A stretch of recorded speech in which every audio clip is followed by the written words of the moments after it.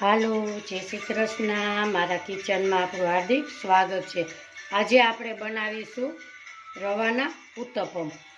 એમાં મેં 1 વાટકો રવો લીધો છે, 1 વાટકો દહીં લેશું, 1 વાટકો પાણી ઉમેરીશું.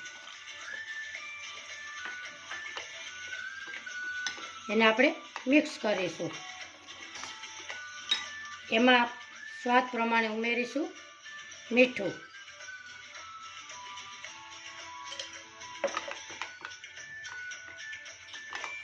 એને આપણે 10 મિનિટનો રેસ્ટ આપીશું. ત્યાં સુધીમાં ઉત્તપમ સાથે ચટણી ખવાય એ આપણે બનાવીશું. એક પેન લીધી છે, એમાં 1 પાવડું તેલ ઉમેરીશું.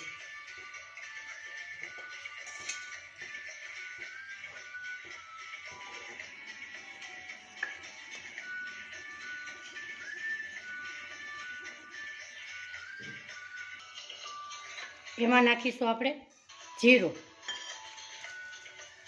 લાલ સૂકા મરચાં, અડદની દાળ,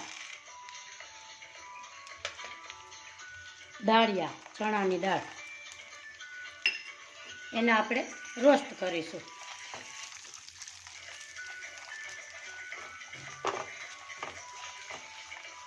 બ્રાઉન કલર થાય ત્યાં સુધી આપણે શેકીશું. એમાં નાખીશું 1 ડુંગળી,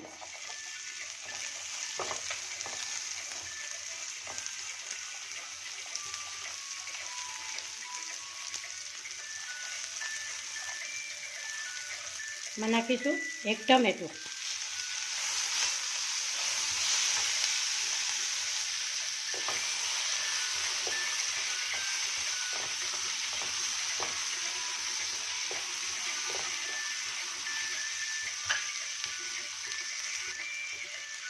અહીંયા આપણે બધું રોસ્ટ થઈ ગયું છે.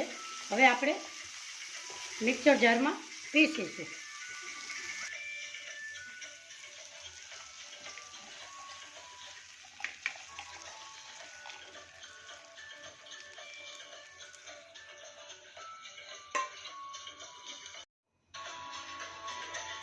આપણે મિક્સર જારમાં એકદમ સ્મૂથ પીસાઈ ગયું છે. હવે એનો વઘાર કરીશું. અહીંયા ગેસ ઉપર આપણે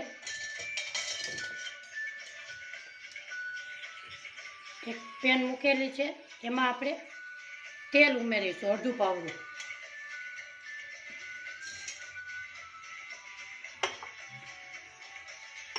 એમાં નાખીશું રાઈ,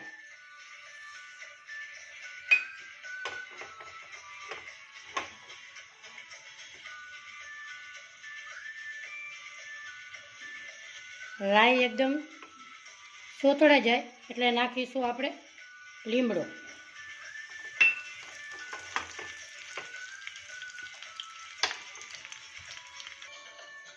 અને આપણે આ ચટણીમાં ઉમેરી દઈશું.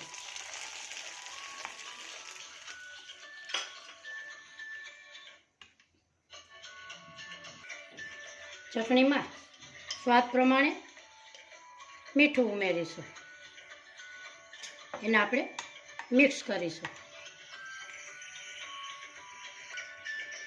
આપણું બેટર એકદમ ફૂલી અને સરસ થઈ ગયું છે. એમાં આપણે ડુંગળી, ગાજર, કેપ્સિકમ, ટમેટું, આદું, લીલું મરચું ને ધાણા ભાજી એ ઉમેરીશું.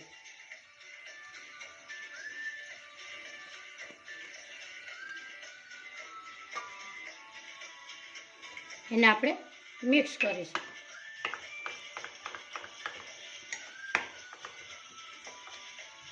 આપણું બેટર એકદમ સરસ તૈયાર છે. આપણે ગેસ ઉપર એક લોઢી મૂકેલી છે નોનસ્ટિક, એમાં આપણે પાથરીશું.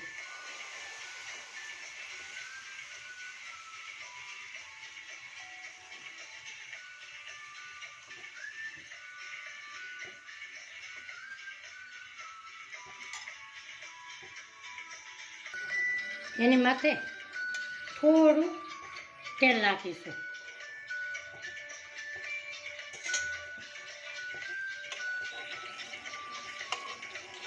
એને હવે પલટાવીશું.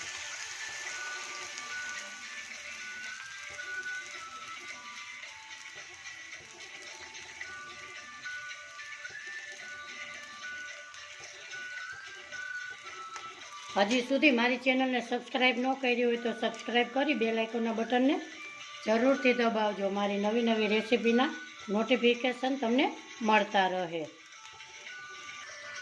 આ આપણે હવે પલટાવીશું.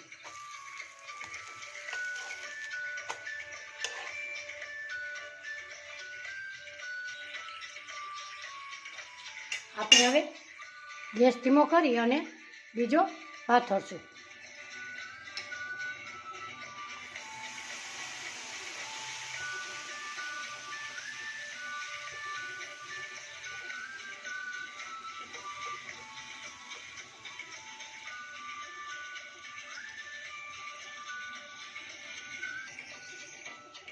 આપણે હવે પલટાવીશું.